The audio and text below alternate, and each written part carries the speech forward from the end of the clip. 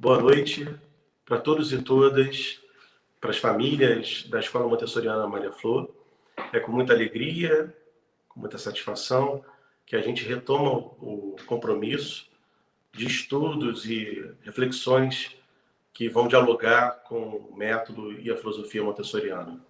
A gente queria, antes de mais nada, antes de dar boas-vindas aos convidados e convidadas, ratificar o compromisso que foi feito, sempre é feito no início do ano, da gente pensar a nossa metodologia e a filosofia. Então, já adiantamos que vamos ter outras oportunidades de estudar, de pensar, tanto o método quanto a filosofia, e em especial os materiais, algo que vem sendo questionado, pensado, principalmente pelas famílias novas. Então, vou dar a palavra para a Luciana e vamos ter uma ótima oportunidade de pensarmos juntos. Nós temos o mês de maio, onde sempre comemoramos o encontro família-escola, a grande família Maria Flor, e costumamos fazer um evento, uma confraternização para as famílias se conhecerem melhor.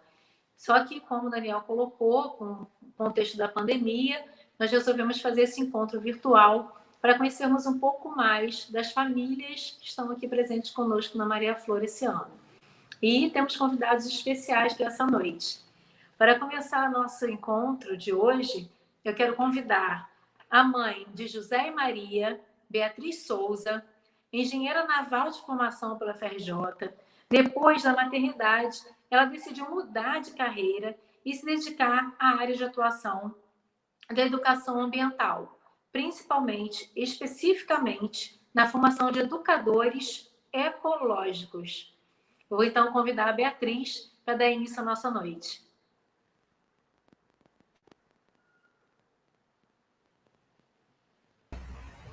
Olá, muito boa noite a todos, boa noite a todos e a todas. Antes de tudo, eu quero muito agradecer o convite da Luciana e do Daniel para estar aqui com vocês essa noite, compartilhando essa homenagem da Maria Flor a todas as famílias da escola. É realmente um grande prazer participar deste evento aqui com vocês. Vou pedir, por gentileza, para o tio Yuri colocar na tela o material para eu compartilhar com vocês. Enquanto isso, eu já vou me apresentando. Bom, eu sou a Beatriz, eu sou mãe do José e da Maria, como a Lu já falou. Nós morávamos em Itaipu, na região oceânica de Niterói, e com a pandemia nós decidimos mudar no final do ano passado para São Pedro da Aldeia, para ficar mais próximo da família. E aí, no início desse ano, a minha cunhada, que tem um filho na mesma idade que o meu, estava pesquisando escolas e descobriu a Maria Flor. E ela ficou encantada, me passou a dica, e nós colocamos os nossos filhos na escola. O meu filho na agrupada 3 e o meu sobrinho na agrupada 2. Pode passar, por favor, tio Yuri. E aí, há poucos dias, eu fiquei muito grata com a surpresa de receber o convite da Luciana e do Daniel para participar aqui com vocês, e foi assim que eu cheguei aqui. Pode passar, por favor, tio Yuri. Bom, o projeto desse ano o projeto que a escola está trabalhando esse ano, é o Arvorando. E eu fiquei muito feliz com esse tema, porque tem muita ligação com o meu trabalho atual. Um dos significados da palavra arvorar é plantar árvores. E é exatamente isso que eu faço, direta e indiretamente. Eu sou engenheira naval, como a Lu falou, formada pela FRJ, e eu trabalhei na minha área até o meu primeiro filho completar 1 ano de idade. Depois da maternidade, eu comecei a me envolver muito com as questões socioambientais e resolvi mudar a minha área de atuação. Muitíssimo motivada pela nossa atual crise ambiental sem precedentes na nossa história, eu resolvi me dedicar a somar forças para a regeneração planetária. E isso foi um grande arvorar na minha vida. E eu encontrei nesse trabalho a minha missão. Atualmente eu trabalho com formação de educadores e educadoras com um olhar através da lente da alfabetização ecológica. Eu chamo de educadores ecológicos. Através desses educadores e educadoras, nós podemos potencializar e aumentar a velocidade de regeneração do nosso planeta, porque eles atuam como dispersores desse conhecimento. Pode passar, por favor, tio Yuri. Mas o que é exatamente essa alfabetização ecológica? A alfabetização ecológica, ela enxerga a educação ambiental imersa em todas as disciplinas, através de todos os conteúdos. Todas as matérias, elas devem ser trabalhadas com a alfabetização ecológica embutida, simplesmente porque nós sempre estamos imersos em algum ambiente. Não tem como a gente ignorar a presença do ambiente na nossa vida, no nosso dia a dia, né? Então, temos que estar constantemente sendo educados ambientalmente. A alfabetização ecológica é praticar o que se ensina, é cuidar da natureza na prática, em todas as pequenas ações do dia a dia. E no final das contas é entender que cuidar da natureza é cuidar de nós mesmos, porque também somos natureza. Nós estamos intrinsecamente ligados à natureza, somos parte indissociável dela. Sendo assim, tudo que nós fazemos à natureza, nós estamos fazendo a nós mesmos. Se poluímos o ar, se poluímos as águas, a terra, estamos, na verdade, poluindo o nosso próprio corpo. Se continuarmos extinguindo dezenas de espécies diariamente, estamos caminhando a passos largos para a nossa própria extinção. Pode passar, por favor, Tuyuri. Na prática, o que é a alfabetização ecológica são atividades como, por exemplo, compostar nossos resíduos orgânicos. Mais de 50% dos nossos resíduos diários são orgânicos. Quando compostamos, transformamos o que era lixo em vida, em nutrientes, que volta para o ciclo da vida e alimenta as plantas, que irão nos alimentar.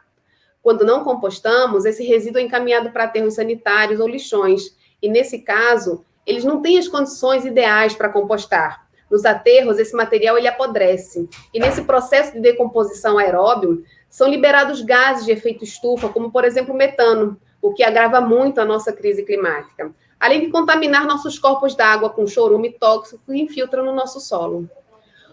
Outro exemplo da alfabetização ecológica na prática é a reciclagem, também uma atividade muito importante para reduzir o nosso impacto ambiental e ajudar a combater a crise climática. No Brasil, a nossa taxa de reciclagem é extremamente baixa. De todo o material que a gente poderia reciclar, nós reciclamos um pouco mais de 1%. É claro, vários fatores são responsáveis por esse índice tão baixo, mas a gente, como consumidor, também temos que fazer a nossa parte. Nós descartamos os nossos resíduos de uma forma correta? Nosso índice de reciclagem diz que não. E essa educação é fundamental para uma sociedade sustentável. Um outro exemplo também da alfabetização ecológica na prática é conhecer a origem dos nossos alimentos. Nós sabemos quem planta a comida que está no nosso prato? Sabemos o caminho que esse alimento faz para chegar até a nossa mesa?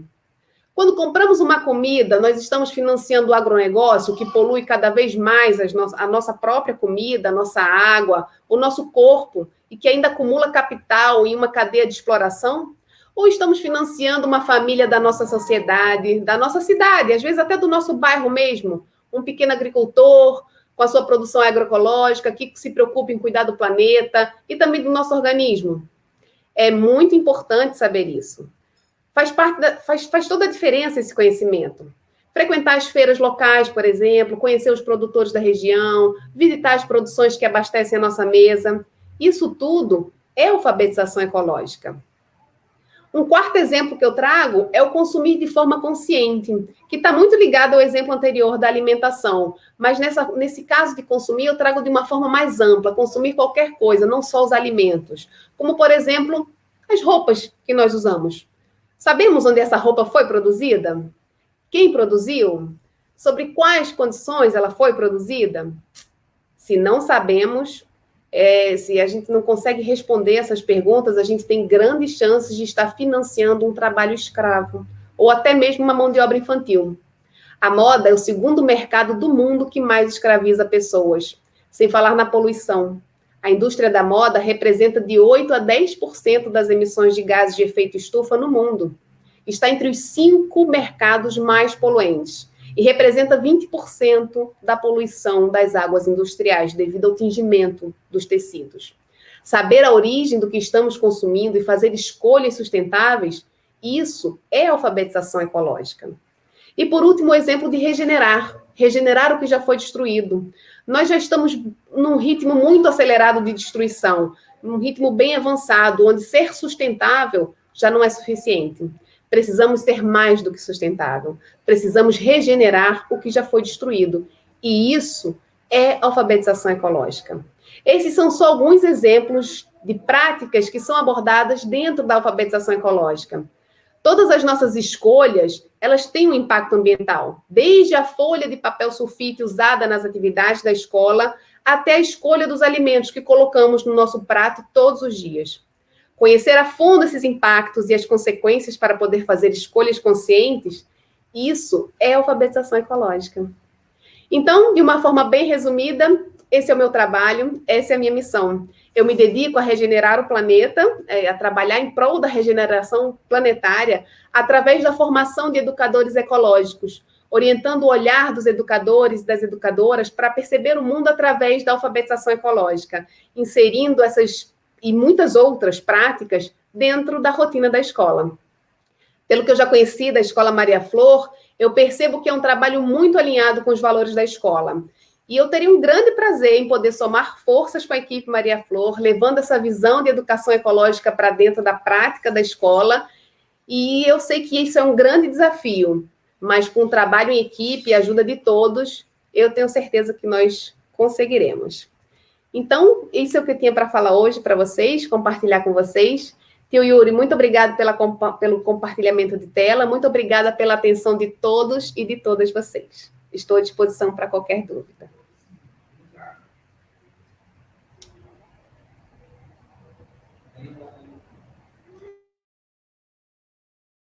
É evidente que é a primeira de muitas oportunidades que nós vamos ter para pensar. A Luciana tem um trabalho e pesquisa, estuda há bastante tempo, a longa data, a conexão das crianças com a natureza na educação, então é altamente pertinente a sua colaboração. Muito obrigado, viu?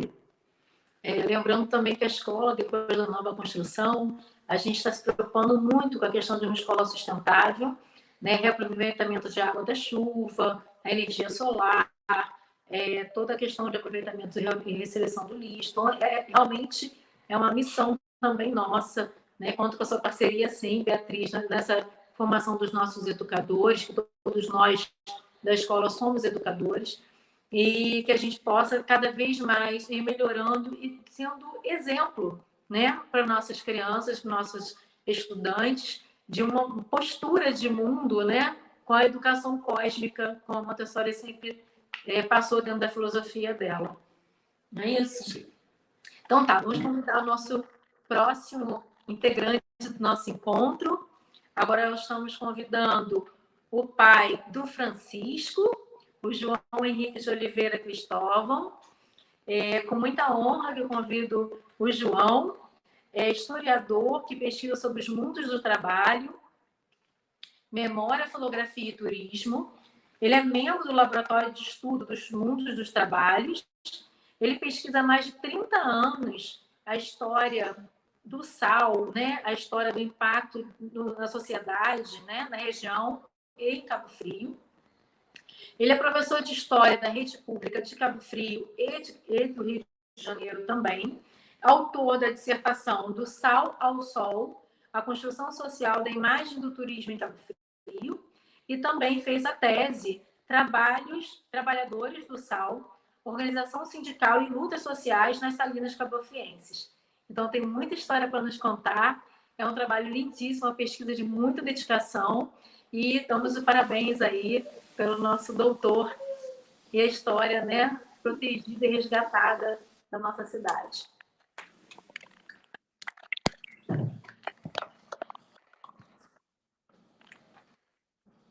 Alô? Pode falar, João. Boa noite a todas e todos. Muito obrigado pelo convite. É um prazer imenso estar aqui participando desse nosso encontro. Sempre que tenho a oportunidade de contribuir na escola, que é fundamental na formação do meu filho, dos nossos filhos, né? É uma escola que foi escolhida com muito cuidado, não foi uma escola escolhida ao acaso. Então, sempre que eu tenho a oportunidade de contribuir, é uma felicidade muito grande para mim. Então, é um prazer imenso poder estar aqui, dividir um pouco da minha pesquisa com vocês. né, e ouvir também. Eu adorei, eu não conheci o trabalho da Beatriz, achei fantástico. Eu tenho um monte de pergunta para fazer para ela já aqui, achei maravilhoso. Mas, enfim, vamos lá, né? O tempo é curto. Eu pesquiso, como a Luciana falou, pesquiso a cidade, a região, há mais de 30 anos. Tenho um trabalho voltado muito para a questão do sal, uma vez que o sal foi um produto de extrema importância, não só em Cabo Frio, mas em toda a região dos lagos, em toda a área do entorno da Lagoa de Araruama, né, durante mais de um século. Então, me dediquei a pesquisar essa produção e as questões que estão ligadas diretamente a ela. Mais especificamente, a minha pesquisa vai na direção dos trabalhadores, né, que, de uma maneira geral, eles acabam ficando um pouco apagados nessa história sobre o sal, né? As memórias que a gente constrói, assim, primeiro a identidade, quando a gente fala numa identidade da cidade, uma identidade da região, é muito comum, né, a gente ouvir o senso comum relacionar Cabo Frio com sal, né? Então, se você perguntar para os moradores, sobretudo os mais antigos, né, vão falar que Cabo Frio é uma cidade que cresceu com a indústria salineira, uma cidade que cresceu graças à indústria salineira, muitos colocam dessa forma, né? E isso não é por acaso, né? Isso é em função de um determinado tipo de memória que foi cristalizada ao longo do tempo, né? E as memórias, elas são frutos de escolhas, assim, da mesma forma que a gente escolhe a escola que nossos filhos vão estudar, né? As memórias que a gente tem, aquelas que a gente acaba preservando, elas são frutos de uma escolha que muitas vezes não é uma escolha consciente, né? Faz parte de um processo de construção de uma memória coletiva. A memória pode ser formada de várias formas, né? Ela pode ser formada a partir de diversos elementos. As sociedades mais antigas, antes da escrita, né, você tinha uma memória que era compartilhada através da tradição oral, né? As histórias eram contadas e assim elas eram transmitidas, e aqueles feitos que eram importantes para aquela sociedade acabavam se tornando parte da memória daquela sociedade, e em alguns casos essa memória foi posteriormente escrita, né? Depois da invenção da escrita, a gente vai ter outras formas de preservação da memória, e mais recentemente, sobretudo com a fotografia, a gente tem uma memória que está umbilicalmente ligada a essas imagens que são escolhidas, selecionadas, difundidas, né, e transmitidas ao longo de anos, décadas, né, e contribuem para formar uma dada memória. No caso de Cabo Frio, essa memória ligada ao sal está ligada a uma ideia de grandeza. Quando se fala do sal aqui na nossa região,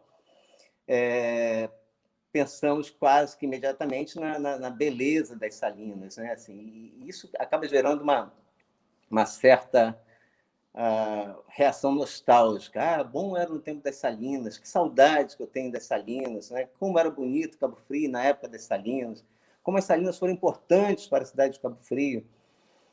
E com isso tudo, né, essa reação nostálgica, ela não se dá por acaso. Ela é fruto dessa memória que é selecionada e que é produzida ao longo do tempo. Como as memórias elas são fruto de uma escolha consciente ou não, essa memória, no nosso caso, deixa de lado uma parcela extremamente importante desse universo da produção de sal, que são os trabalhadores, né?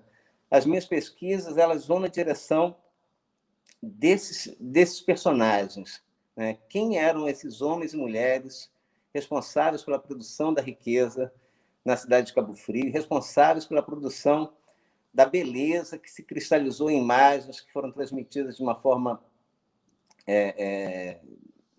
belíssima, né? por diversos fotógrafos, tanto fotógrafos amadores, aqueles que que vinham a Cabo Frio só a passeio para visitar a cidade, ou estavam passando por aqui por acaso e registraram essas imagens, até fotógrafos profissionais que fizeram isso de uma forma muito mais sistemática, como é o caso do Volney, né? O Volney tem imagens fabulosas sobre Cabo Frio, tem um acervo fantástico. Provavelmente muitos de vocês já ouviram falar no Volney, né? Muitos de vocês conhecem o Volney. Talvez não conheçam em detalhes o acervo dele, é um acervo de mais de 10 mil imagens. Felizmente existe um livro, né? Ou talvez a gente devesse falar, infelizmente existe apenas um livro que retrata parte desse acervo, que é o livro O Sal da Terra, que fez parte de uma exposição e a produção de um livro sobre a obra dele. E o Volney ajudou a cristalizar essa imagem. As imagens que o Volney criou sobre o universo sal são imagens fabulosas. Eu queria pedir para o tio Yuri passar essa tela que ele está compartilhando aí. Isso. Né? Pode pular para a imagem, tio Yuri. Aí. Né? Essas são duas imagens que são muito ligadas a essa ideia de grandeza do sal. Né? A gente tem uma imagem aérea aí, essa área que está sendo retratada do lado esquerdo. Você pode... Não sei se está dando para ver com detalhes, mas tem aí a Ilha do Anjo, a área onde é o atual shopping de Cabo Frio e o bairro Novo Portinho, né? E o canal do Itajuru seguindo. É uma imagem da década de 60, aproximadamente. Né? Do lado direito tem uma outra imagem, né, muito retratada em cartões postais. Os cartões postais mais antigos, da década de 60 e 70, eram recorrentes essas imagens das salinas com as eiras de sal. Aí aparecem duas eiras grandes, 2 moinhos de vento também.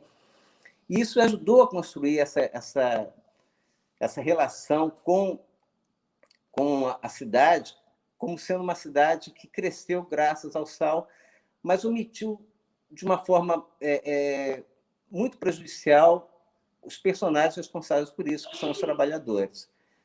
Tio Yuri, poderia, por gentileza, passar? Essa é uma outra imagem, né? Essa é uma lancha de sal que trazia o sal do interior da Lagoa de Araruama para o porto da Passagem, onde esse sal era embarcado nos navios e aí levado para várias regiões do Brasil.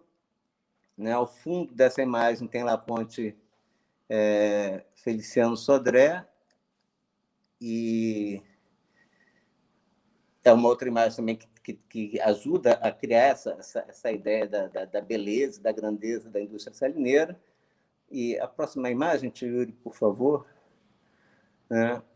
E aí a gente se pergunta sobre aquelas memórias que não foram ou não foram preservadas, ou não foram valorizadas, e de alguma forma, por terem sido, em parte, interditadas, não contribuíram para que a gente pudesse discutir, na verdade, o papel dessas pessoas que construíram essa riqueza. Nessas duas imagens já aparecem os trabalhadores, mas os trabalhadores, quando aparecem nessas imagens, eles são quase parte do cenário, né? Eles estão aí, o da esquerda visivelmente posando para a foto, né? Então fazem, de certa maneira, parte do cenário, eles se transformam no elemento cênico da imagem, né? E a gente não tem muitas imagens que mostram as mazelas desses trabalhadores. E a minha intenção é questionar, perguntar, né? A sociedade que a gente vive, a sociedade que a gente está construindo, qual o papel dessas pessoas? Que papel que esses homens e mulheres ocuparam e que papel que os homens e mulheres trabalhadores da nossa sociedade ocupam hoje nessa sociedade que a gente está construindo? Né? De que forma essa sociedade ela pode ser mais horizontal, de que forma essa sociedade ela pode valorizar mais a participação, reconhecer os direitos desses trabalhadores que continuam lutando por eles. Né? No caso dos trabalhadores do sal, não mais, porque já que é uma categoria que praticamente desapareceu. Em Cabo Frio não existe mais. Né? Aqui na nossa região existe ainda no fundo da Lagoa de Araruama, lá na região da Figueira, Praia Seca e tudo mais, mas não existe mais aqui na cidade de Cabo Frio, mas o questionamento permanece, né? Que papel que eles desempenharam, por que essa memória ela foi interditada, por que a gente não discute essa questão, porque quando a gente coloca a questão dos trabalhadores, tem gente que não sabe sequer que as mulheres também trabalhavam na indústria salineira, né? Parte do princípio que a indústria salineira é um espaço de trabalho, um universo essencialmente masculino, e não é verdade, as mulheres trabalhavam, né? O trabalho infantil também era, em grande parte, utilizado, até porque a gente está falando de uma época em que o trabalho infantil era socialmente aceito, não havia impedimentos com relação a isso. Então, todas essas questões que se referem à relação de raça, gênero, é importante a gente ressaltar que a maior parte desses trabalhadores eram homens e mulheres negros, né, que produziam a riqueza, que produziam a beleza, que ficavam com uma parcela muito pequena do que essa sociedade construía. O Tio, pode passar novamente essa revista ela é muito curiosa, uma revista da década de 60, que tem o singelo nome de Primavera em Flor, e ela traz uma reportagem sobre Cabo Frio, traz uma foto de Cabo Frio na capa, e traz uma reportagem dentro que o título da reportagem é Beleza por Atacado esconde pungente drama social, né? Esse tipo de abordagem é muito raro a gente encontrar, né? Normalmente a gente só tem a valorização da beleza das salinas, da região e tudo mais. Uma reportagem que mostra os problemas enfrentados pelos trabalhadores é muito mais difícil para a gente identificar, né? E essa revista e algumas outras fontes de pesquisa trazem isso para a gente. É importante que tragam, porque permitem que a gente possa fazer uma discussão sobre essa sociedade que foi construída a partir do esforço desses homens e mulheres, né? E sobre a sociedade que a gente quer construir hoje, né? A gente quer uma sociedade que garanta os direitos dos trabalhadores, que garanta o direito das pessoas indistintamente, independente do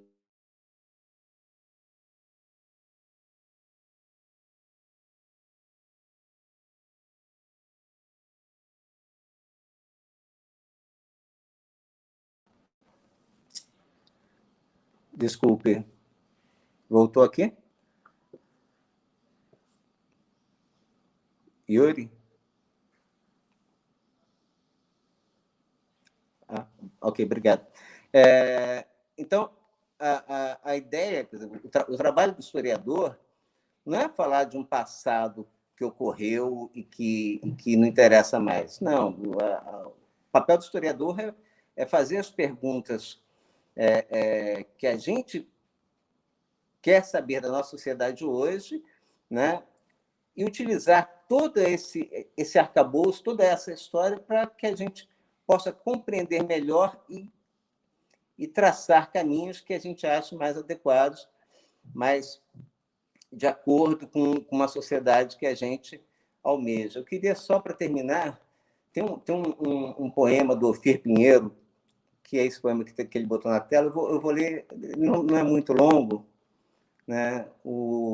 Ele foi publicado em 1967, o título dele é Socorro, a dor nas salinas. Diz o poema: Senhores, depressa, ao imenso grito de dor sobre a alva brancura das salinas, há homens morrendo sem pão e sem lei, e semi-homens, quase despidos de roupas e de carnes, e crianças que não se podem amamentar nos seios magros e murchos de espectros de mãe.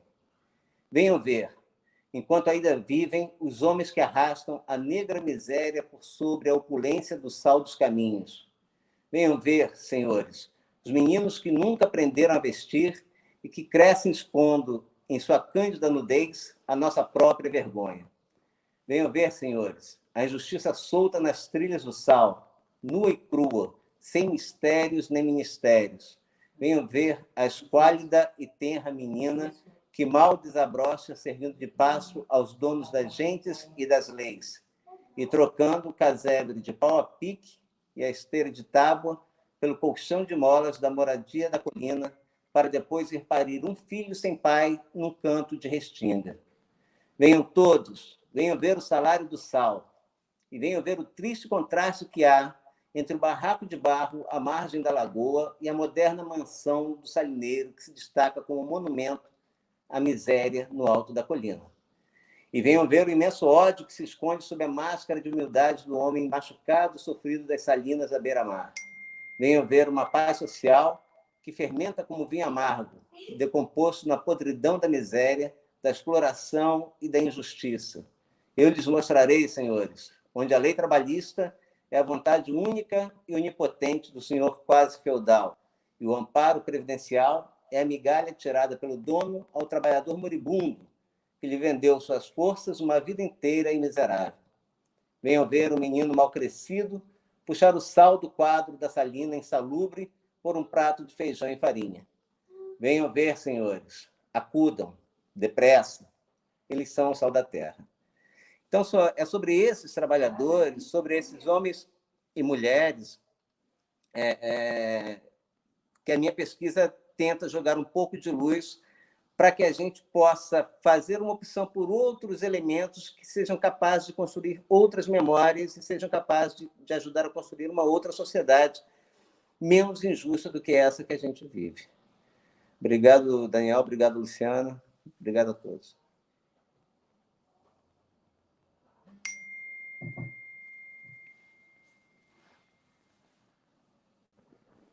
Obrigado, João. Mais uma oportunidade de conhecer mais de perto, a pesquisa que você realiza na região, tão importante para a gente recuperar memórias importantes da região, da cidade. É impossível não lembrar de Sebastião Salgado, tanto na proposição da Beatriz de uma espécie de letramento ecológico, né, importante, quanto nesse contexto aí de memória na escolha do que vai ser esquecido, na escolha do que vai se lembrar, e da proposição que hoje o Instituto Terra, se não me engano, né, que o Sebastião Salgado faz, né, ele foi tão sensível na fotografia, você usou a fotografia para poder pensar na sua tese, então é impossível não pensar nesse importante brasileiro. Eu sugiro, inclusive, para quem não teve a oportunidade de assistir, o documentário Sal da Terra, muito comovente, e que atravessa essas questões que foram trazidas aí, tanto pela Beatriz quanto pelo João. E, passando já a palavra para a Luciana, para convidar o nosso último convidado de hoje, tem mais dois, perdão, né? A questão da filosófica da Montessori, né? Da educação cósmica, né? Que é muito importante para as crianças terem a dimensão processual, de cuidarem do seu ambiente, de terem um ambiente preparado para elas, porque, como várias vezes a gente já teve a oportunidade de chamar a atenção, é impossível a gente, né, no sentido eco-casa, ter esse compromisso com a casa maior, a terra, se a gente não tem um compromisso com a casa, de casa, o compromisso com o ambiente da escola. Então, é um processo muito importante, como o Nego Bispo coloca, da cosmovisão. E essa consciência, né, essa noção de pertencimento. Né? Eu estou em Cabo Frio, estudo em Cabo Frio, o que é? O que aconteceu? Quem é Cabo Frio? Né? Que lugar é esse? Então, essa noção de pertencimento ela é fundamental para o desenvolvimento dessa criança, para a aprendizagem dela, para a construção da sua identidade. Então, muito obrigada, João, também pela sua fala. Eu já sou fã do seu trabalho há um tempo, estamos sempre interessados em aprender mais com você e também levar isso para dentro da sala de aula, né? Levar isso para os nossos alunos, para as nossas crianças. Então, vou convidar agora a penúltima convidada, nós estamos 4 convidados nessa noite, que é a Marilísia. Marilísia, ela é jornalista de formação, ela adora, né, uma estudiosa assídua sobre o autismo e também está cursando aí a pós-graduação montessoriana.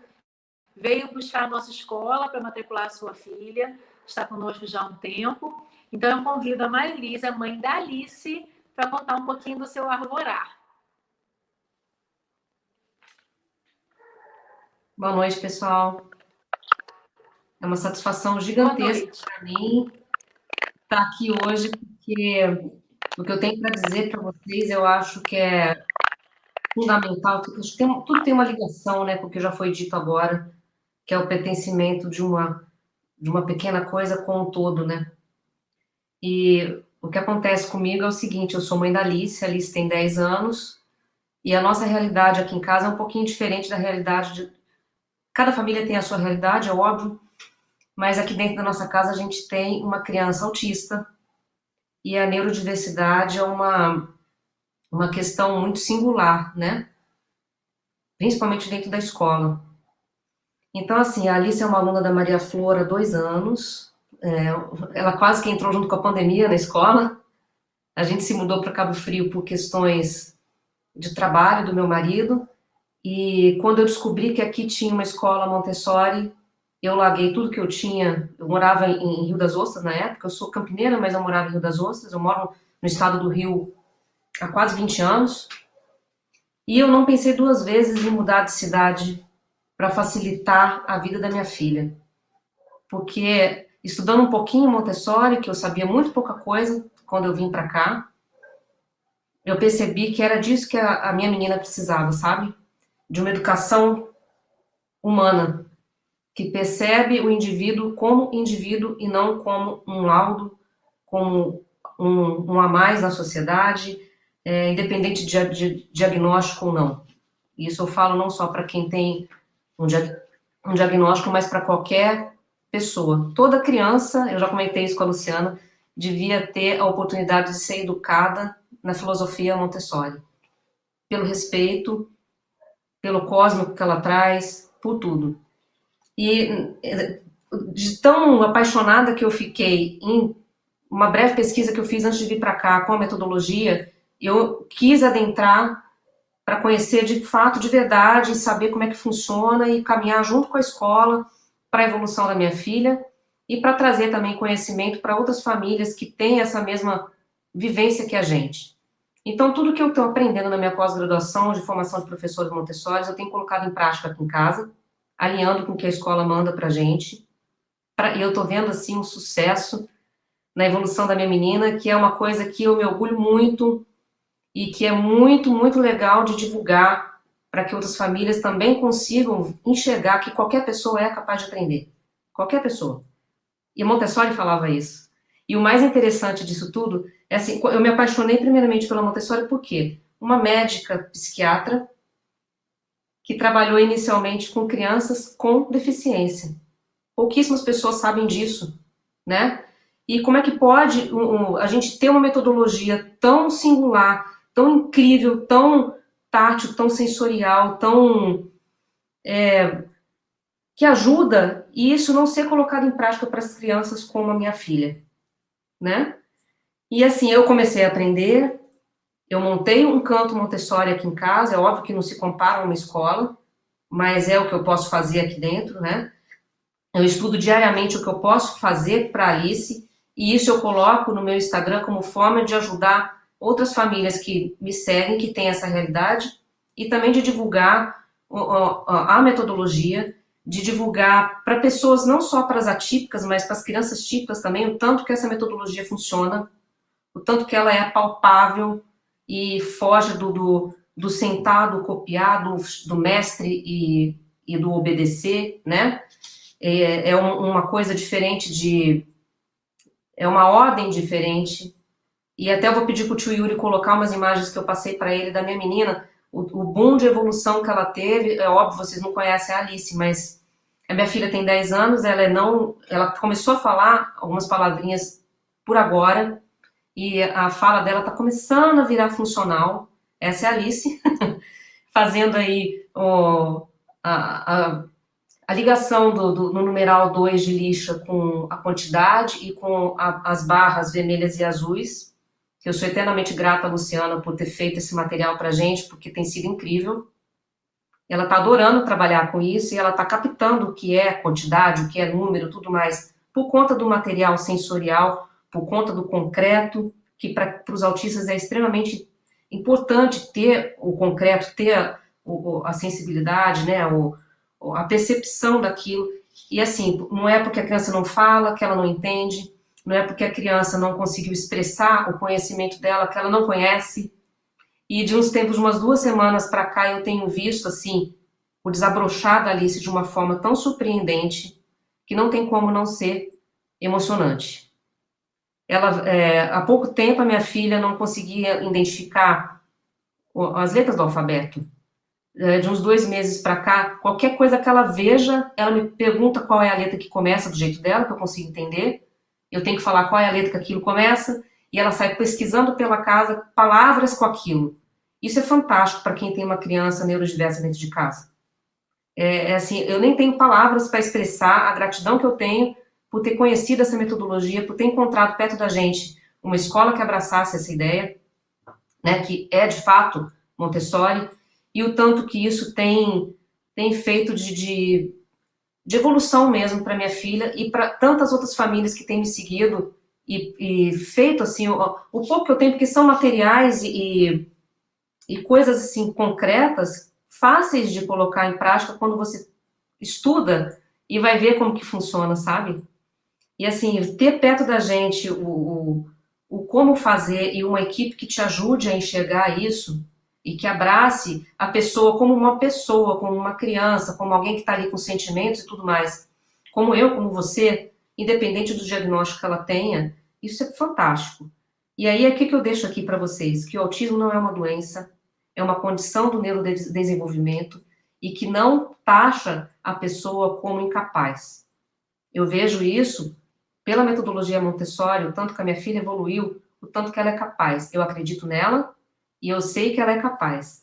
E a metodologia tem me ensinado e me ajudado nessa surpresa toda do desenvolvimento da Alice. Se você quiser passar, Yuri, por favor, pode ir correndo aí, ó. Essa aí também, ela estava medindo o salsicha, que é o cachorrinho de pelúcia dela, com as barras vermelhas e azuis também, com a noção do 10, que até pouco tempo ela não tinha.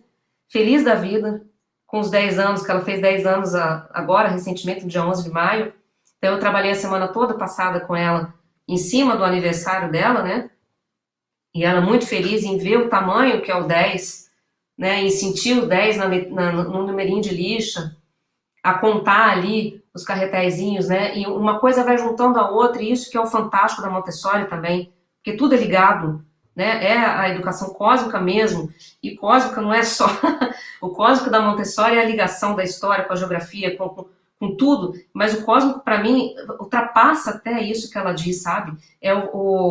É você ver um pinguinho que você é dentro desse todo, e como que isso é importante você passar para os seus filhos, né? A questão de cada um ser um, a questão da neurodiversidade mesmo, de não se assustar quando chega uma pessoa diferente, né? De você conseguir abraçar essa pessoa, independente de como ela seja, se ela não enxergar, se ela não escutar, se ela não conseguir falar, não importa, é um ser como você, né? A Montessori é muito isso, ela fala muito disso nos livros dela, inclusive.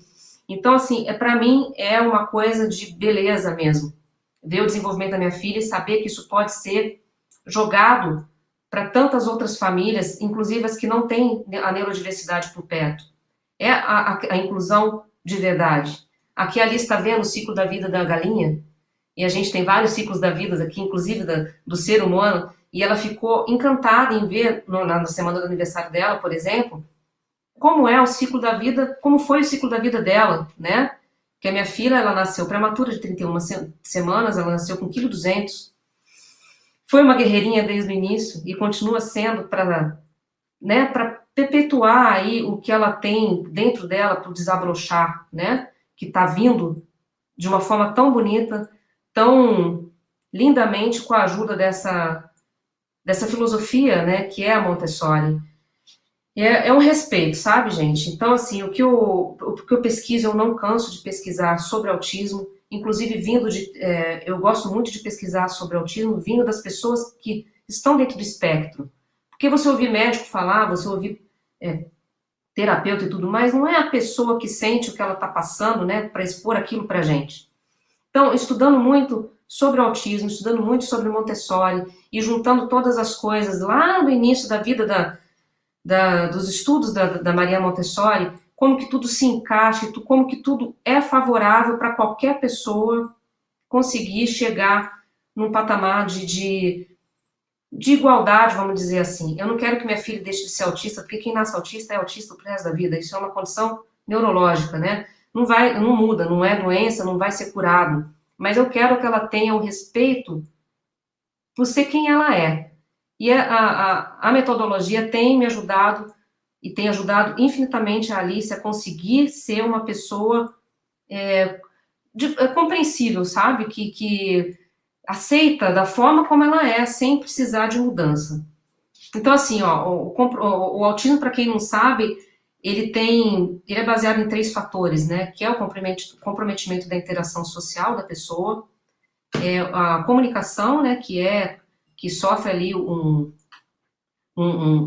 comprometimento, né? Que às vezes a pessoa fala, às vezes não, e quando fala também não consegue se comunicar de uma forma eficaz. E os comportamentos repetitivos e estereotipados. Então, cabe a nós, adultos, a uma filosofia de escola diferente, como é a da Maria Montessori, colocar ali o respeito a qualquer tipo de divergência, né? Não só com a questão do autismo, mas com a questão de qualquer outro tipo de diferença. Então, o que eu peço para vocês é o respeito dos seus filhos com quem é diferente, o respeito da Alice com quem é diferente, porque ninguém é igual a ninguém, e aí tem aí a neurodiversidade, que é fantástica também. Eu vejo na minha filha questões que a gente não consegue enxergar, né? As minúcias da vida, que são tão lindas de ver, que a gente esquece na correria, que está ali nela o tempo inteiro, né? Vislumbrar uma plantinha, ficar horas ali vendo aquilo, e ver as luzes, e olhar para a lua, as coisas que a gente não faz mais, né? E que também é tão intrínseco ali na Montessori, que é ver os pormenores das coisas.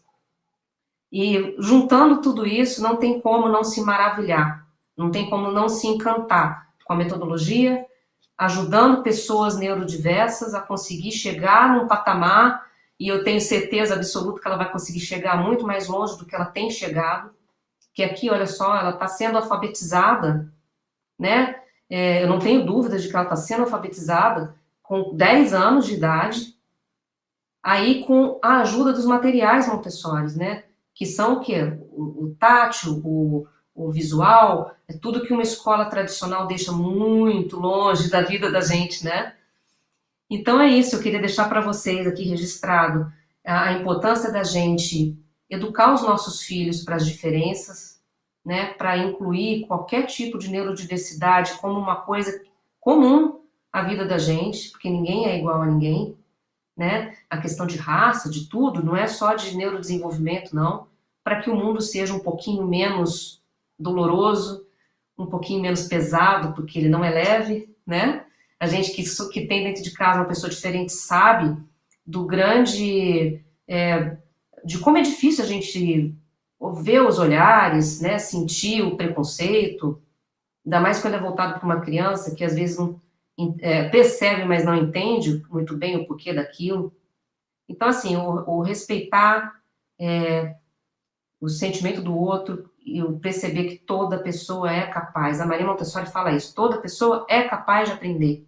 A gente só tem que saber ensinar. A gente só tem que saber qual direcionamento tomar. A paciência, né, que é uma virtude, a sabedoria, o discernimento, isso deve ser passado aos nossos filhos, que eles são o futuro do nosso mundo, né, o futuro do nosso planeta. Sentir aí as pequenas coisas sem palavras, é fundamental. Eu acho que tudo isso que foi apresentado até agora, a gente vai ter mais uma apresentação ainda de um colega, acaba que culmina tudo nessa mesma coisa do respeito, né?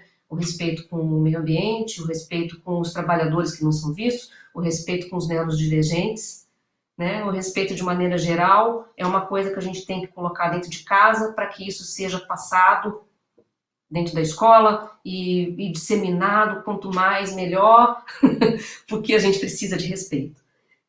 Então é isso, a minha filha tem conseguido evoluir de uma forma fantástica e eu não tenho nem palavra para agradecer. Eu trabalho firmemente, eu deixei de trabalhar para isso, para acompanhar mais a minha filha de perto, e eu tenho conseguido, graças a Deus, e graças a Maria Montessori, eu não tenho dúvida. E graças a Alice, que ela tem se esforçado demais para conseguir, e a escola que tem me apoiado e me convidado para questões como essa, que eu acho super importante para conseguir colocar, jogar no ventilador, que o mundo não é cor-de-rosa, não é todo mundo igual, e a gente precisa falar sobre isso, e a gente precisa falar para as nossas crianças que isso acontece, e que elas devem abraçar uns aos outros, nas suas diferenças, para que tudo seja igual no respeito. É isso, gente. Obrigada.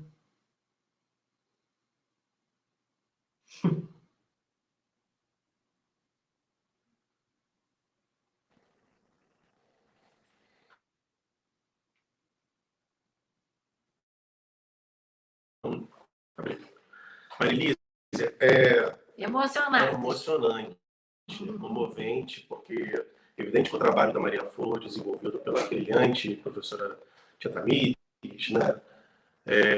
Com toda a equipe, estou falando dela porque é a professora da Alice, mas sem dúvida tem esses primeiros e mais importantes professores, que são você e o Romulo. Então, a Alice tem o privilégio de ter vocês como brilhantes professores. E nós também, hoje, tivemos uma aula enquanto a gente não pode medir esforços para ajudar os nossos filhos e filhas a aprenderem. Né? Muitíssimo obrigado pelo relato. Eu agradeço. Fiquei muito emocionada por ver a Alice comemorando os 10 anos com as barras, trabalhando com o material que a gente montou para o kit especial dela, né? Foi. Fiquei muito emocionada, não consigo conter a emoção. Agradeço as fotos, agradeço esse momento, agradeço essa oportunidade que os outros pais, para as outras famílias da escola. Muito obrigada, Ana Alice. Obrigada. E agora vamos convidar o nosso último integrante da nossa mesa, nosso querido também, pai de uma grande prole, grandes filhos.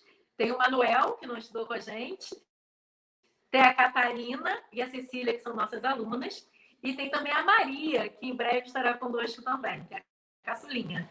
Então, Renato Mendonça Barreto da Silva, doutor, né, e professor do Departamento de Arte Corporal da Escola de Educação Física e Esporte da FRJ, componente do Grupo Cultural do Jongo da Serrinha, Rio de Janeiro, coordenador do Núcleo de Estudos de Cultura Popular e Sociedade do Rio de Janeiro da FRJ e membro do Grupo PAR, o FRJ também. Então, temos muito para conhecer também e aprender com você, Renato. Boa noite. O tempo é seu. Um abraço. Boa noite a todas as famílias. Queria começar falando para a senhora dona da casa, licença quero pedir, 1h30 de relógio para o meu mestre divertir. Para o senhor dono da casa, sua linda casa cheira cravo, cheira rosa, cheira flor de laranjeira.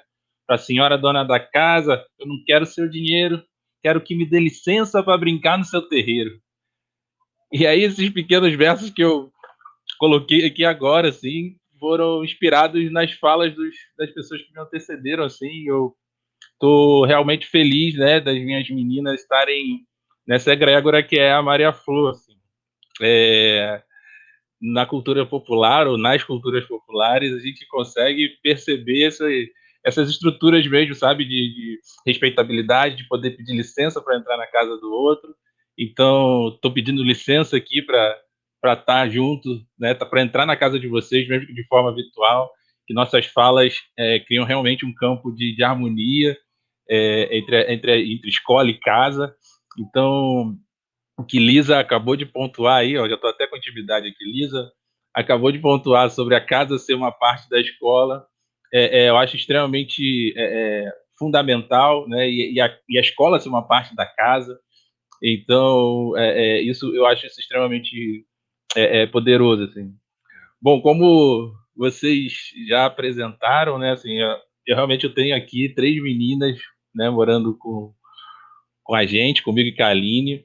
Nós nos conhecemos na universidade, fizemos parte do grupo de danças populares lá, e a gente realmente tenta fazer dessa filosofia, desses aprendizados com tantos mestres e mestras, parte do nosso convívio do dia a dia. Assim, né? Então, a casa aqui é recheada de saias de chita, saias confeccionadas pela minha mãe, Dona Sueli. Então, também essa lógica, né, de transmissão geracional, de pai para filho, que eu acho que desse cuidado, que já foi apresentado aqui também, que é algo, são valores que a gente percebe dentro das experiências das culturas populares. E eu gosto de reforçar essa ideia, né, do plural das culturas populares, porque, de fato, não dá para a gente definir experiências de vida, definir sujeitos históricos sem trazer essa lógica do plural, né? São pessoas que realizam suas experiências artísticas para não esquecer quem são no mundo, assim. Então, é muito importante, né? Então, quando a gente pega o trabalho do João, entende que aquele trabalhador é um sujeito histórico, e quem são essas pessoas faz com que a gente perceba a cultura popular para além de uma diversão e para além da festa, ou seja, entender a festa enquanto ato de manifesto, enquanto estar, né, politicamente no mundo, assim, né? Então, a cultura popular, igual as culturas populares, tem nos ajudado assim, a olhar para além daquilo que, né, ou seja, a própria lógica do trabalho apresenta, né? Então, é a costureira, é a dona de casa que é a rainha, que é a rainha da escola de samba, sabe? Que é a rainha do maracatu, que é a rainha de uma congada, a atendente, que é uma porta-bandeira, né? Rapaz, né? Ou seja, o gari, que é o mestre-sala, e que é o mestre da folia de reis, que tem uma habilidade de produzir, memorizar versos, sabe? E é essa experiência de transmissão do conhecimento, e também que se dá numa outra temporalidade, que a cultura escolástica pouco valoriza. Então, estar atento, né, para além do que a pessoa carrega, né, ou seja, para além do próprio diploma, né, elas são histórias de vida. Então, por isso que eu queria muito saudar, sabe, Maria Flor, pela iniciativa, essa perspectiva do arvorar, que já foi apresentada aí o significado, né, mas que traz também a ideia do reforço do olhar para cima, do içar, do crescer. E a gente não pode perder de vista, né, que nada que vai para cima se sustenta se não tiver uma base sólida, né? Então é sobre enraizamento e sobre crescimento, né? Então é sobre equilíbrio o tempo todo. Então, quando a gente vai falar de meio ambiente, a gente vai falar disso, a gente vai falar dessas experiências que se equilibram, né? Então, e aí eu percebo nas culturas populares um exercício comum de equilíbrio, sabe? De manutenção de uma base sólida e de respeito a quem veio antes, de respeito à ancestralidade. A gente tem experiências corporais interessantes, né? De referências afrodiaspóricas que o corpo ele versa para o chão para saudar a outra pessoa que está em pé. Então, é uma perspectiva filosófica que faz que a gente entenda que ir para o chão não é submissão, é simplesmente o lugar da onde se tira a força. Né? Então, isso poder reverter essas lógicas de olhar o mundo, sabe, trazer novos sentidos, que eu acho que é a grande potência, que eu acho que essa diversidade de falas que estão, de certa forma, interligadas, trazem, né? Eu, nessa minha tentativa de fazer essa relação com uma cultura popular específica, ou seja, com uma experiência de festa específica, eu lembrei que a gente está num ciclo festivo interessante, que é o ciclo do Pentecostes, né? Assim, ou seja, que eles estão muito ligados ao catolicismo popular, e que fala muito do ciclo do Divino Espírito Santo, né? Onde as pessoas têm como prática, né, assim, levantar um mastro em homenagem, né? E esse mastro ele tem toda uma relação cíclica, né, de entendimento assim, de chão, céu, ou seja, de você poder, entre aspas, né, assim, matar uma árvore para reviver um mastro.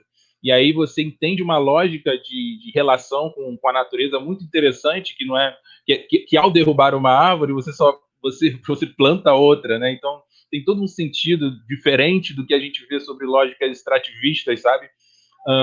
E aí a cultura popular tem trazido também esse sentido, sabe? Então acho que é importante a gente entender que nessas festas do ciclo divino a gente vê relações interessantíssimas de abundância do alimento, sabe, que é dividido entre as pessoas.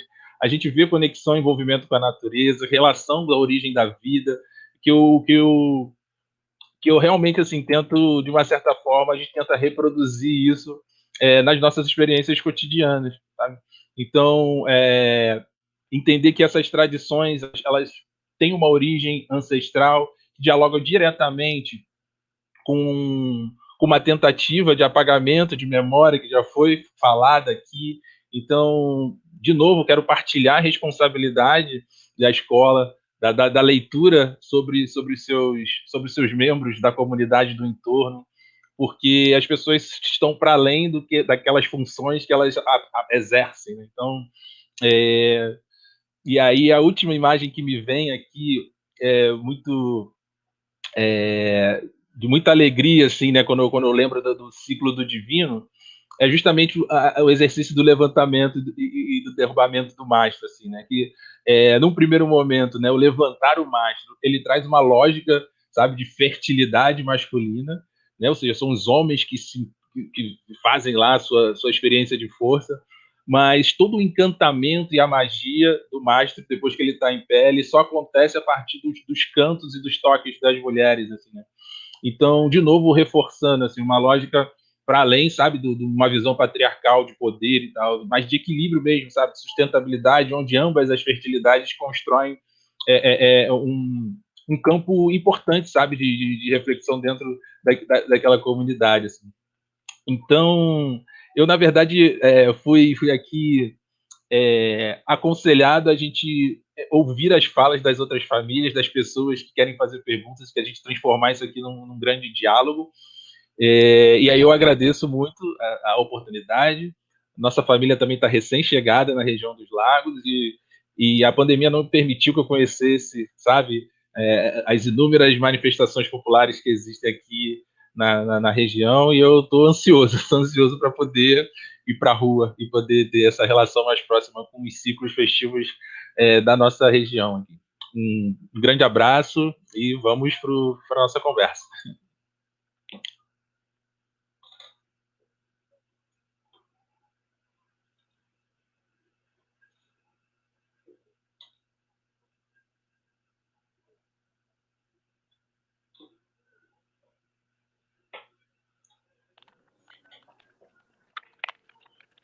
Foi. Renato, um prazer enorme. E seja muito bem-vindo, você, a sua ancestralidade, a sua família, muito bem-vindos. Com muita alegria que recebemos as informações e o conhecimento compartilhado agora por você. Eu vou aproveitar, eu sei que tem um monte de pergunta aí, né, tio Yuri? Mas eu vou me permitir fazer uma pergunta aqui, que me veio na fala do Renato, que talvez, não necessariamente para o Renato, mas estou falando para o Renato porque eu fui o último a falar. Se os demais convidados, quiserem complementar na fala do Renato, aí vai dando oportunidade para o Yuri já Souza, que está nos bastidores, para organizando as perguntas. A gente está vivendo esse contexto pandêmico, de distanciamento social, e a necessidade de reaprender a conviver a partir dessa doença, dessa situação que, ainda que tenha, muito provavelmente vai ficar por um bom tempo, né? As cepas que estão fazendo as mutações, enfim. A gente vai precisar reaprender a conviver, a viver com uma conexão melhor uns com os outros e com a natureza. Eu queria te perguntar, nos estudos que você vem fazendo, na pesquisa que você vem realizando, se há algum conhecimento que vem à sua cabeça, que vem à sua mente, algo que você tenha pesquisado recentemente, dos povos originários ou dos povos quilombolas, porque ninguém mais foi atingido por epidemias do que os povos originários, do que os povos quilombolas, né, afrodiaspóricos. Então, se existe nas culturas populares algo que a gente deveria aprender, pudesse aprender, para conviver com esse contexto difícil que a gente está vivendo e que vamos ter que viver durante um bom tempo.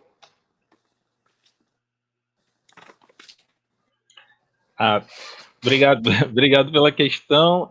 De fato, assim, e aí que tá, acho que a gente pode avançar nesse debate, né? Porque o que a gente chama de culturas populares, né, de uma certa forma, foi categorizado, né, por alguém, né, de fora, e as pessoas simplesmente vivem aquela experiência, né?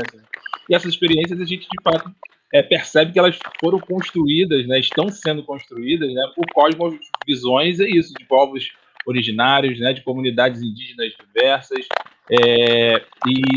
e afroperspectivadas também, assim. Então, eu acho que quando a gente traz novas narrativas, né, assim, a gente consegue, na verdade, trazer um equilíbrio sobre estados de comportamento. Assim. Então, eu realmente, você citou o Nego Bispo mais cedo, e ele realmente traz uma ideia de cosmovisão e de pensar comunidade enquanto não hierarquização dos saberes e das práticas, que eu acho que é extremamente importante. Tem algo que me encanta também, né? Pegando essa metáfora da árvore, tem um provérbio africano que vai falar que árvore que enverga, né? O vento não quebra, né? Ou seja, fala sobre a flexibilidade mesmo da vida, né? Então, da possibilidade da gente entender o outro e aí com todo respeito à Lisa, né? Assim, para além do respeito, né? Mas para que a gente se valorize, né? Porque sabe, dá valor à existência do outro nos lugares que estamos, assim. Eu acho que são elementos importantes que a gente consegue tá vendo nos povos de terreiro, tá vendo em algumas comunidades, tem muitas comunidades indígenas que eu acho que tem contribuído bastante, assim, para a gente pensar esse novo contexto, assim, né, de relação de pandemia. Assim.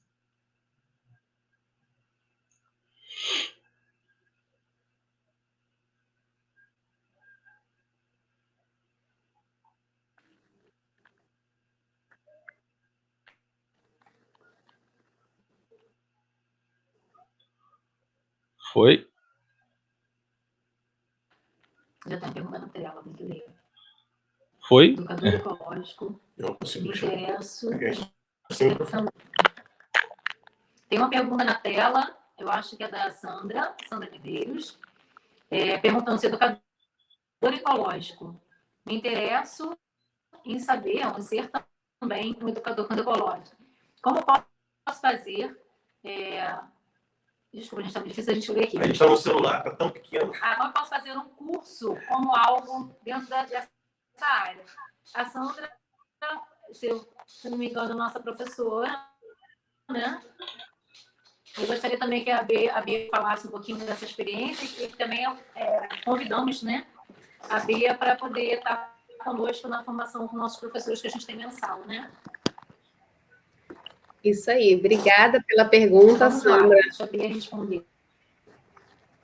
Legal. Vou falar primeiro de uma forma geral, para quem não é da escola, né? Pode acompanhar a gente pelo Instagram. Eu tenho um Instagram que é @alfabetização.ecológica. Todos sem os acentos e sem os cedilhas. E por lá você vai acompanhar quando abre turmas. Eu faço turmas, tem uma turma acontecendo agora, não tem previsão para a próxima ainda, mas pelo Instagram você acompanha. E a Sandra, sendo da Escola Maria Flor, a gente já vai fazer um trabalho próximo aí. A Luciana me convidou para participar junto com os professores da escola. E aí a gente vai conversar como é que vai ser esse trabalho, mas eu acho que já está tudo certo aí. Eu estou ansiosa para botar a mão na massa junto com a equipe da Maria Flor. Vai ser um grande prazer e um grande aprendizado.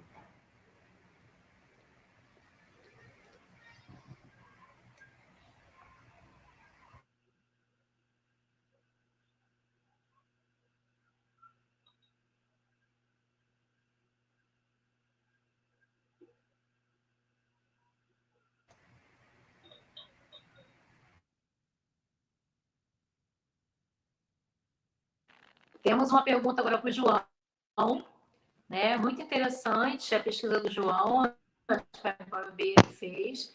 E como está essa situação hoje na região? Nós temos alguma salina funcionando na região? Como está essa realidade hoje?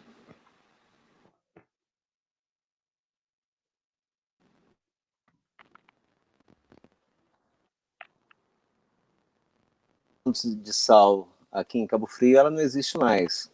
O que existe é a produção de sal em pequenas salinas na região de Araruama, Arraial do Cabo ainda, lá em Figueira, Monte Alto, tem umas salinas pequenas, em Praia Seca também, mas elas produzem muito pouco, quase tudo para consumo de produtores rurais da região, né?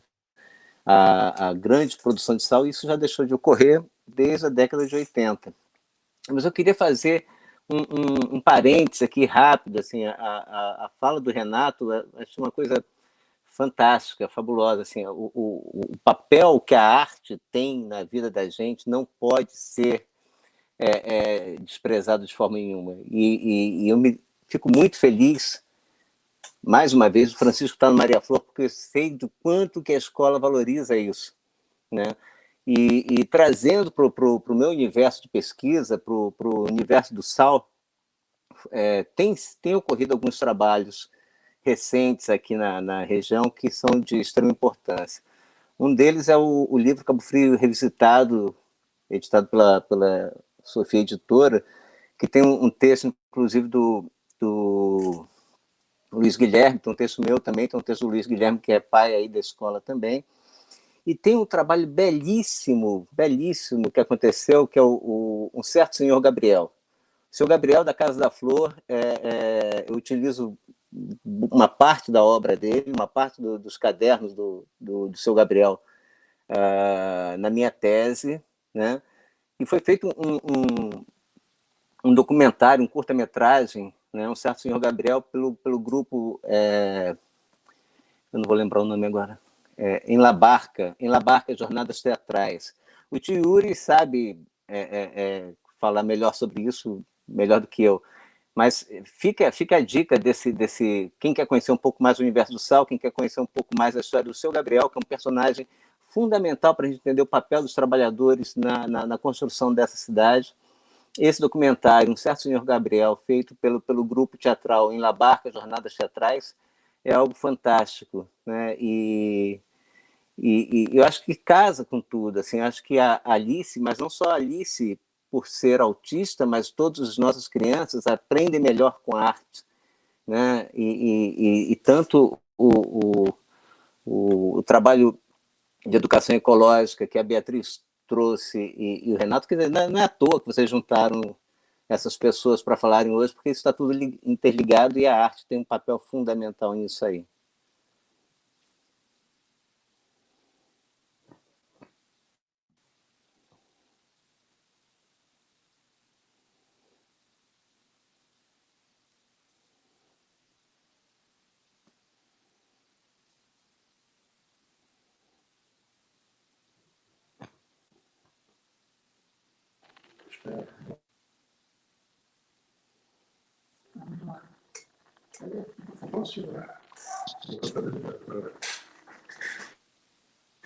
Renato, conheci o Jongo na Praça da Passagem, aqui em Cabo Frio, cerca de 6 anos atrás. Me encontrei, mas não me aprofundei. Entendo hoje a cultura popular, fundamental para nós, nossa sociedade. Como começou o Jongo aqui na nossa região dos Lagos? Isso ainda existe, né? Esse movimento aqui na nossa região.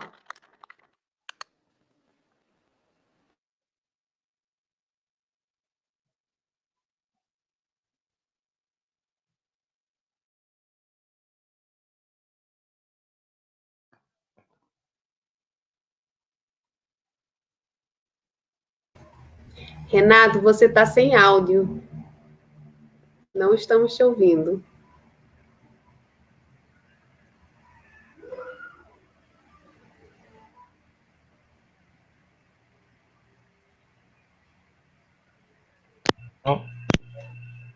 Olá. Oi.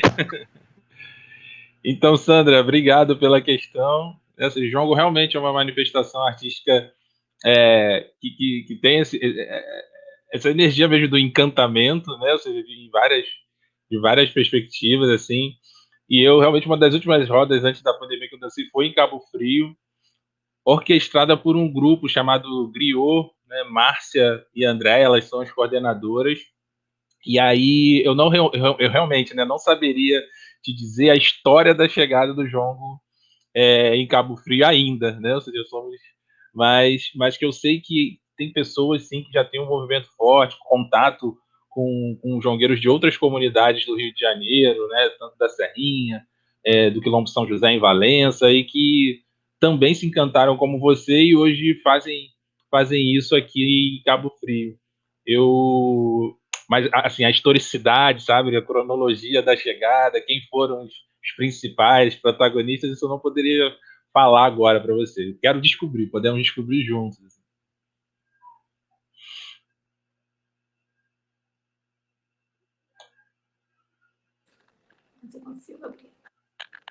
Vamos marcar, assim que possível, uma linda roda de jongo na Maria Flor.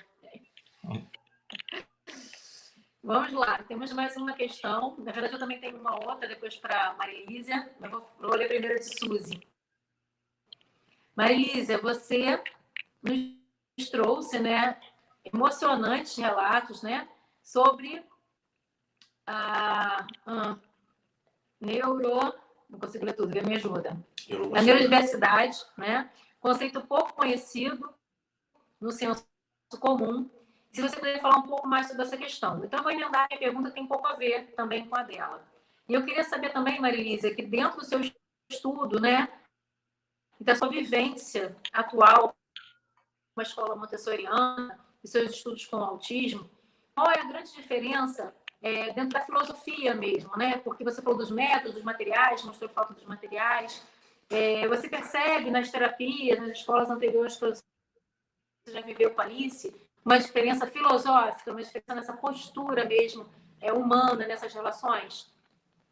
Obrigada. Oi, meninas, obrigada pela pergunta. É completamente diferente, né? Nas escolas tradicionais, a Alice, até os 7 anos dela, quase 8, ela estudou em escolas tradicionais, desde bebezinha, porque eu sempre trabalhei fora, e ela precisou ir para a creche por 5 meses. E a diferença é total, né? Porque nas escolas tradicionais, todo mundo deve saber, porque aqui acho que a maioria deve ter sido alfabetizada em escola tradicional, o respeito com que cada um consegue assimilar e aprender é muito diferente do que é imposto na Maria Montessori, né? Imposto não seria bem a palavra, mas o que é repassado. Para quem é neurodiverso, então, é uma coisa muito pesada a escola tradicional.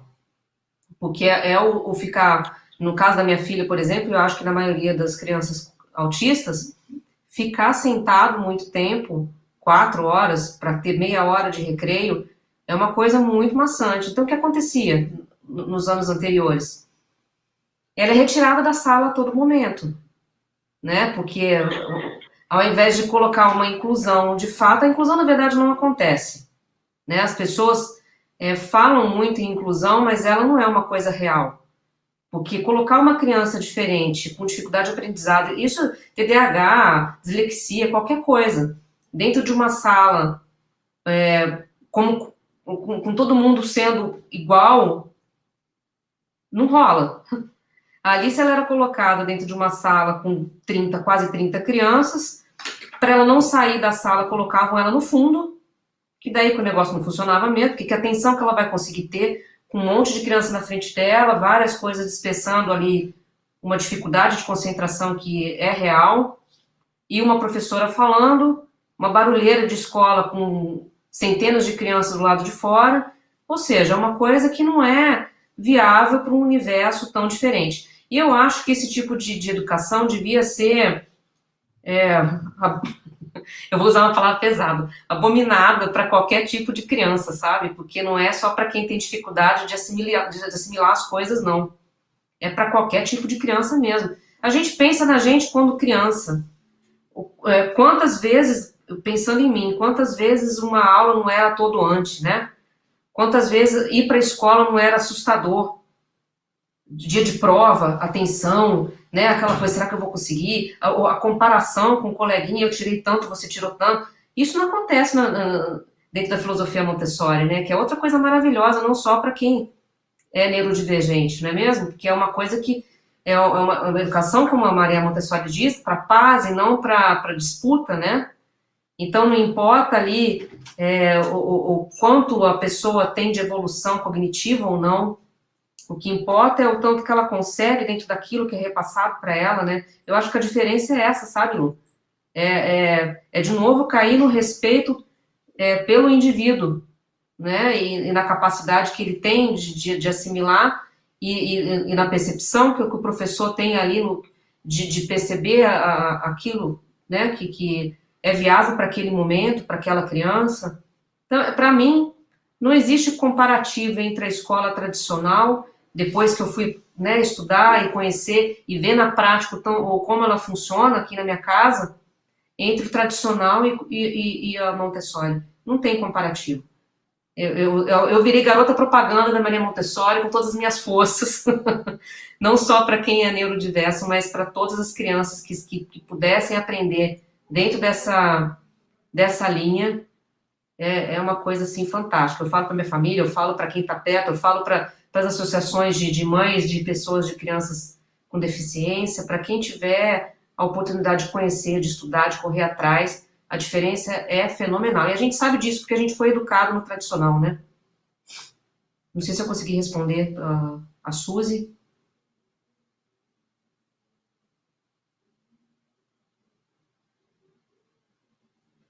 Posso responder do Guilherme, que eu já estou...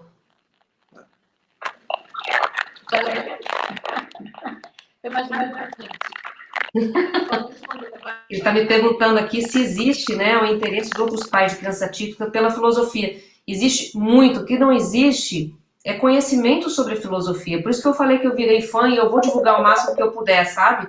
Porque é a falta de conhecimento mesmo que leva as pessoas a acharem que o que está ali, a dita inclusão dentro da escola típica é o que vai funcionar, e não é o que vai funcionar, sabe? Pode funcionar para alguns, muito poucas pessoas vão conseguir se desenvolver ali. Eu vejo porque, assim, o universo de que... Quando você tem uma criança atípica, você frequenta muitos lugares de crianças atípicas, né, óbvio. Muitas terapias, são 10 anos vendo diversas, né, tipos de neurodivergência por aí, não é só o autismo. E eu nunca tinha visto até então alguém falar sobre Montessori nesse mundo. Eu fiz algumas lives que eu fui convidada recentemente, e você tem que ver o encantamento das mães que participam, de ver uma luzinha no fim do túnel, sabe? Então eu acho que tem sim interesse de pais de crianças atípicas em conhecer como funciona, e quando você mostra que tem resultado, não importa se é lento, não importa se é diferente um do outro, o que importa é que tem resultado. O que importa é que esse trabalho de formiguinha uma hora vai rolar. O meu sonho para minha filha, eu já falei isso para a Luciana e para o Daniel, é que ela seja independente um dia. Independente dela conseguir falar ou não, desde que ela consiga se comunicar de alguma forma, que a educação ela tem que ser alfabetizada para conseguir se comunicar de alguma forma. Isso acontecendo de trabalhinho de formiguinha ou não, que aconteça é o que importa. E vai acontecer, que eu tenho fé que aconteça. E com essa ajuda. Então, tem sim o interesse, sabe? Quando você vê o resultado concreto de uma coisa que não é invasiva, de uma coisa que é respeitosa, atinge sim outras famílias que têm a mesma realidade.